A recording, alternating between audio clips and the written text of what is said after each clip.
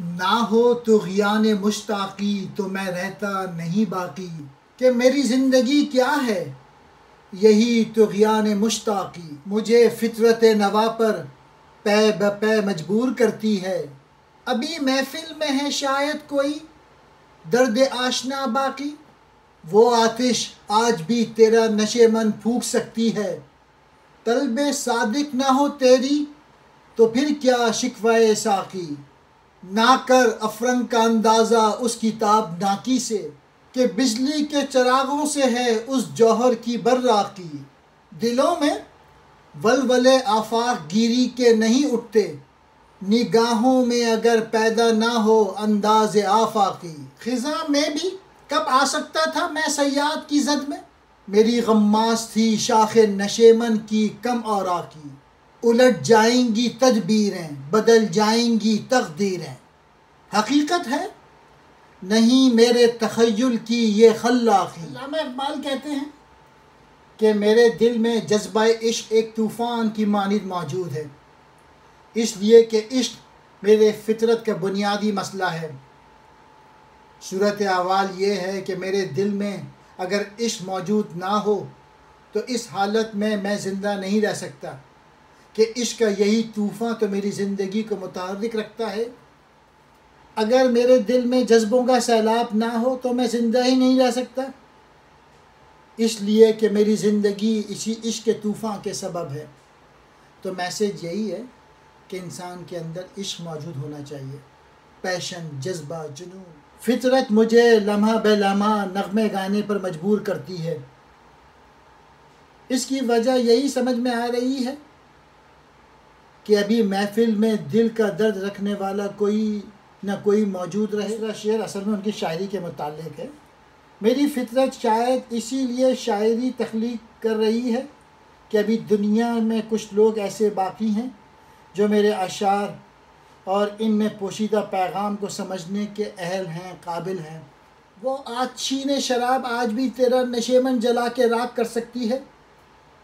اگر تیرے دل میں اس کے لیے سچی تڑپ موجود ہو۔ سچی تڑپ ہی موجود نہ ہو تو ساقی کا گلہ کرنا بنتا نہیں، وہ تو ہر پینے والے کو پلانے کے لیے تیار ہے۔ جس طرح عشق حقیقی نے تیرے اسلاف کے دل میں گھر کر لیا تھا، تیرے بزرگوں میں کے دلوں میں گھر کر لیا تھا،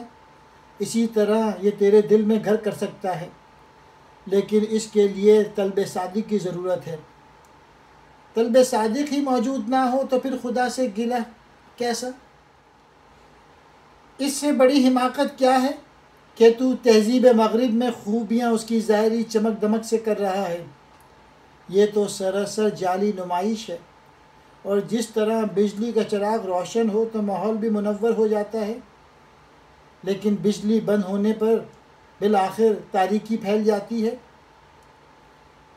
تہذیب مغرب کی چمک دمک کی مثال بھی کچھ اسی نوعیت کی ہے۔ اگر نظر میں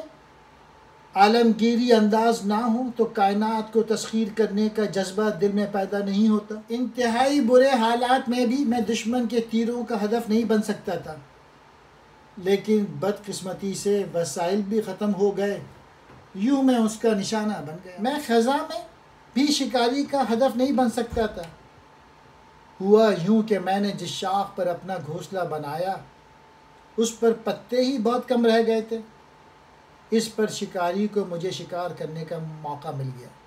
آخری شعر میں علامہ اقبال کہہ رہے ہیں کہ معاشرے میں اس تیزی کے ساتھ تبدیلیاں آ رہی ہیں کہ سب کچھ الٹ پلٹ کر رہ گیا۔ حالات اس بات کی نشاندہی کر رہے ہیں کہ جو ہم نے اپنے مقاصد کی تکمیل کے لیے جو تدبیریں کی ہیں وہ بھی بدل کر رہ گئیں، اور ایک بار پھر تقدیر بھی پلٹا کھائے۔ یہ نکتہ صرف میرے ذہن کی تخلیق نہیں بلکہ سامنے کی حقیقتوں پر مبنی ہے۔ آخری شعر کو یوں بھی سمجھا جا سکتا ہے،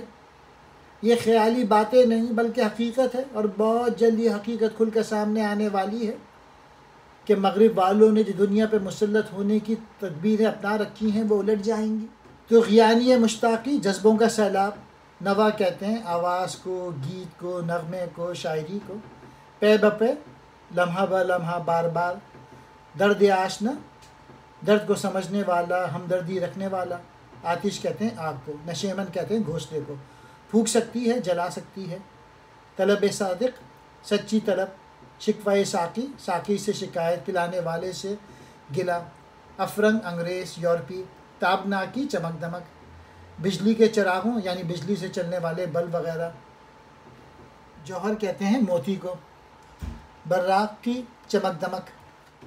ولولے جوش و جذبہ، آفاق گیری کائنات کی تسخیر کرنا، انداز آفاقی کائنات یا پوری دنیا پہ چھا جانے والا انداز، خزاں کہتے ہیں پتجھڑ کا موسم، صیاد کہتے ہیں شکاری، زد میں نشانے پر، غماس کہتے ہیں نشاندہی کرنے والا، شاخ نشیمن وہ شاخ جس پر گھونسلہ بنایا گیا ہو، کم اوراقی تھوڑے پتے یعنی کم پتوں والی شاخ،